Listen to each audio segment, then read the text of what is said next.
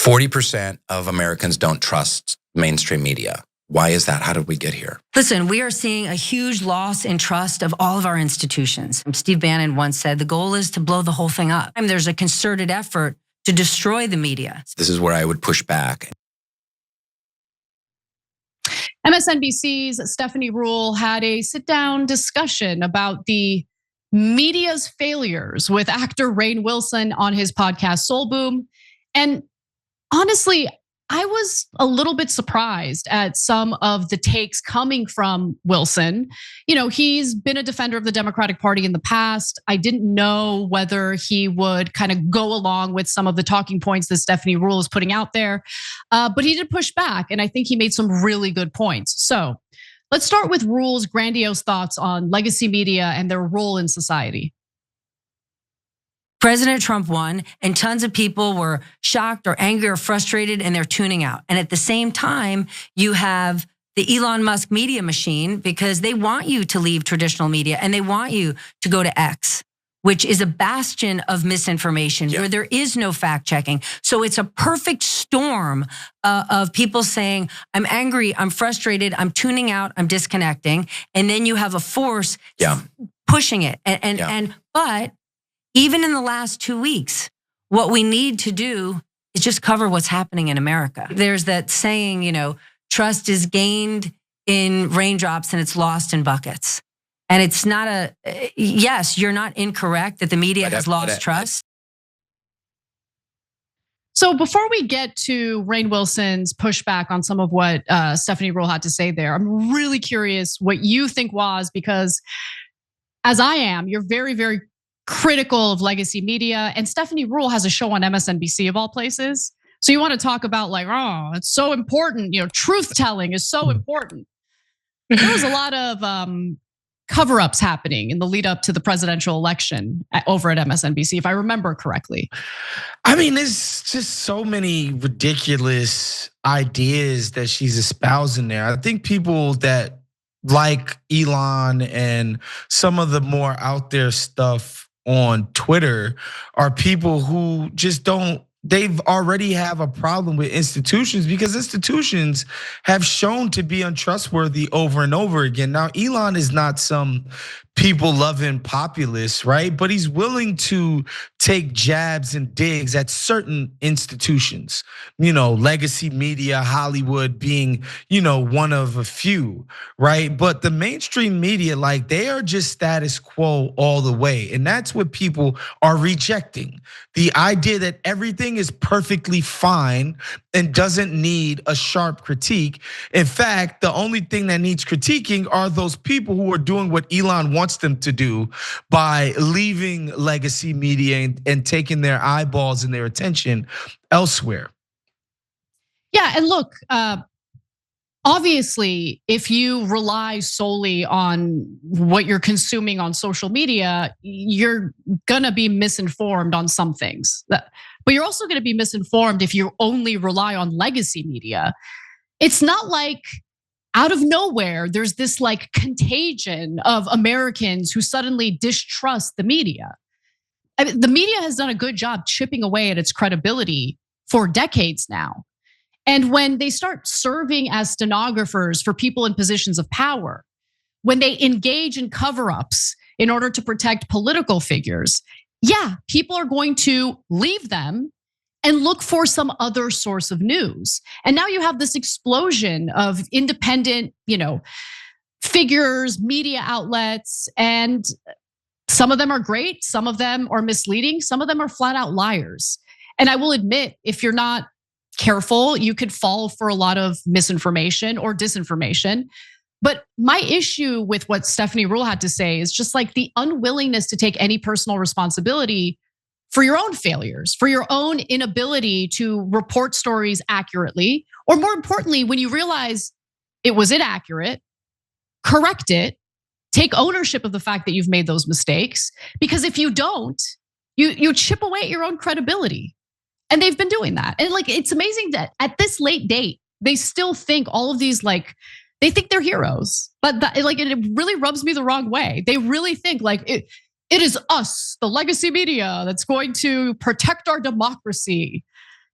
Are you protecting democracy? Come on. It's just the problem for me is that they don't understand that we are in a just straight up anti-establishment moment. If you can't point out the fact that, say, I don't know, to name one elite institution, the Democratic Party has failed people before. Like, you literally won't go on MSNBC and say that, which is crazy to me. I mean, MSNBC, are they not the biggest Russiagators of all of them? Okay, like, you guys did Russiagate, guys. There was no mea culpa on that. And that's before we talk about the nastiness that they did to people like Bernie and, people that supported and liked Bernie's policy positions. You were a brocialist. You were a disgusting sexist pig because you didn't think Hillary Clinton was the greatest thing since sliced bread. I mean, this is MSNBC we're talking about and pretending that they're the purveyors of truth. And I think the other thing that kills me too about a place like MSNBC or CNN or a lot of the mainstream places, they will straight up have anybody with some kind of Washington credential or prestige come up there and lecture American people. They will have so many people who orchestrated the Iraq war come on their airwaves and be like, nah, we need to bomb Iran this time. And it's gonna be great, I promise. That Iraq thing, don't think about Iraq and Afghanistan and Libya. Don't think about those debacles. No, we need to do the Iran thing again. Like, this is what you guys do and pretend that you're somehow the keepers of the craft. You're like these special people. It's ridiculous. I remember, so I got my master's degree in political science. And the only reason why I'm mentioning that is because it wasn't a dissertation, but it was like the final big paper that I had to submit and get approved. And in it, like, the main focus was this whole notion of the axis of evil, which was coined by David Neocon Frum, who has been fully absorbed into the Democratic Party. Cleansed. Okay? I mean, it's unbelievable to me that this man, who was a speechwriter for Bush and who has cheerleaded every war you could imagine. It's amazing to me how his reputation was laundered by the Democrats. Of course. So that's what we're dealing with. Now, moving off of foreign policy for a moment, let's get to Rainn Wilson. Again, I mean, this is a guy who has supported the Democratic Party as long as I've heard him talk about politics. And so I didn't know if he was going to be critical of left-wing media or left-wing politicians, but get a load of this. This is where I would push back. When I see this kind of insight and passion being directed at the current administration and the lack of this kind of insight and passion being directed at the previous administration, where, again, I'm not talking about you, I'm talking about left-leaning news media organizations were kind of like, la, la, la, la, la, everything's fine. Look, the environment's, look, the economy's great, la, la, la, immigration's not that much of a problem. And really being Cleopatra, queen of denial, thank you, boom. I would push back on immigration. I can specifically remember when Greg Abbott of Texas and Ron DeSantis of Florida sent those buses of migrants to different cities, different parts of the country, which ended up being politically genius for both of them. The media regularly talked about the fact that Biden was not doing enough in his first 2.5 years on immigration. Were they? Were they? Seriously, were they? Because I didn't hear it. And in fact, I believed what every legacy media outlet was reporting at the time prior to DeSantis and Abbott doing what they did. It wasn't until they did what they did in busing and flying migrants to blue cities that people started to realize, oh wait, I guess there is a crisis at the border. Okay, that's what woke people up. It certainly woke me up. Now, that doesn't mean you have to be anti-immigrant, but it's important to acknowledge the reality, because when you're not acknowledging the reality, think about the communities that were impacted by that. They're not going to trust your outlet if you've been reporting that there's absolutely no migrant crisis, and that's just fear mongering coming from, xenophobes and anti-immigrant scaremongers. Like, And I feel guilt because I went along with that unwittingly because I didn't know what the truth was. You get what I'm saying? Again, that doesn't mean you're anti-immigrant, but you should be willing to acknowledge the reality on the ground. And for Democrats, they should be willing to offer solutions. Right. Instead, they neglected everything until the last year of Biden's presidency, in which he realized, oh, wow, this is a political liability. Let me do something about it right away. Let me work with Republicans in the Senate and give them everything they want for immigration policy. And then Trump's gonna come in and F me. And you know what? He deserved that. He deserved that. You should care about the issues as they're impacting American citizens. You shouldn't just wait until it hurts you politically to do something. And that's what Biden did. Yeah, I mean, immigration is just an obvious one. I think like you, when, because these people are always kind of, it's almost like the boy who cried wolf in a bit. Like the right is always crying about immigration. So I just kind of took it on his face to be, all right, man, this is just more like hand wringing from the right who are just constantly crying about new brown people. But then I actually went to New York and I talked to a few people like that I'm close to, and these are not right wingers.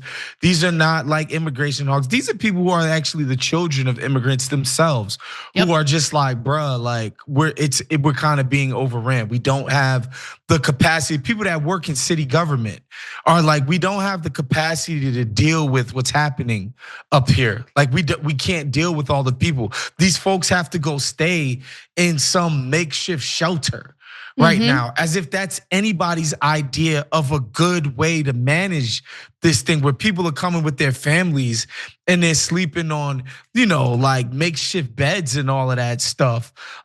In some, again, like a facility that was not erected in order to house migrants, but was just like slapped together at the last minute. And these people have no way to go during the day. They don't have an opportunity to work. Not that they don't want to, but there's just not the sort of infrastructure to bring these people in and shutter them into good, nice, decent paying jobs. That's when I'm not gonna lie, that's when I realized it, just talking to people who actually are in New York and work in city government. Yeah, no. I mean, look, I started watching city council meetings from Chicago, and you have Black members of that community who have been totally screwed over by that city forever. Nickel and dimed like crazy. They might need some help with for whatever reason, social safety net, totally robbed of those opportunities. And then at the same time, they see an influx of migrants come in, and shelter space is obviously limited, and people were getting pushed out of shelter space to make room for the influx of migrants, and the federal government was nowhere to be found. Okay, like it was ridiculous. And so these people are not bad people for raising concerns over these issues. We're all trying to survive. These people are trying to survive, and there are finite resources that are being stretched thin because, again, you have this crisis and you have a federal government that's not acknowledging it, or at least wasn't acknowledging it for a long time, with the help of the media that was providing cover for the Biden administration. So I think what Rainn Wilson was getting at here is super important. I'm so happy that there are others that are willing to say it out loud. So I'm gonna leave with this one final video because I think this is an important message. Let's watch.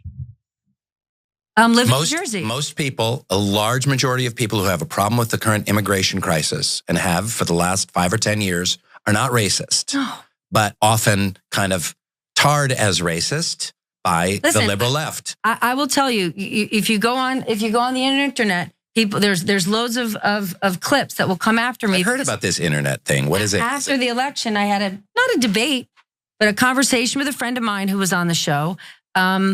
And I was making the point that I do not think Donald Trump's win means that half the country's racist. I don't believe that. This person really, really came at me that that's easy for me to say as a white woman of privilege that the country's not racist. But I think that's a very quick way to alienate people. Not only is it a way to alienate people, you're not engaging on the substance, right? So if someone has an issue with a massive influx of migrants coming in, or if they're concerned about the migrant crisis, It's really easy to just brush them off and shut them up by calling them racist. It's much harder to do what, let's say, someone like Douglas Murray was unwilling to do when he was debating Dave Smith. Actually contend with the arguments that are being made. Listen to what the concerns are. And if you have a rebuttal, engage in the rebuttal. If you don't have a rebuttal, just simply calling people racist because you don't have an argument and don't want to contend with the substance of the argument is pretty weak. And I've seen a lot of that going on, to be honest with you. And well, also you got to remember, Anna, the brown people in Trump's coalition are self-hating brown people. So of course, yes. Yeah.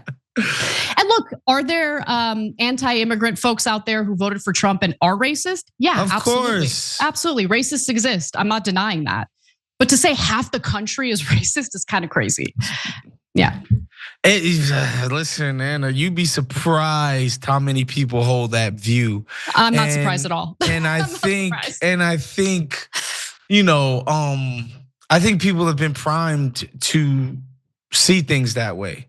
For, you know, let's face it, man, basically from 2012, 2011 on, you know, after Barack Obama, where we just became like so obsessed with this identitarian stuff because it seems so ascendant, right? Like we're passing gay marriage, we're electing black presidents, we're doing all of this cool stuff. And I think, you know, there was just a little bit of hubris attached to the movement, and it got out of control to the point where people get socialized to think that like anybody who could have even any type of negative sort of opinion about immigration means that, you know, they go to sleep with white sheets over their head all at night.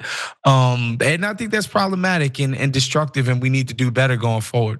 I totally agree. And if the left does not have an answer to Americans who are concerned about a migrant crisis, well, that creates a vacuum and the right takes over. And I think that's what happens. Has answers. It's called land acknowledgements. We need more of those. That will save the day. I'm looking forward to hearing one soon. Every time you ring the bell below, an angel gets his wings. Totally not true, but it does keep you updated on our live shows.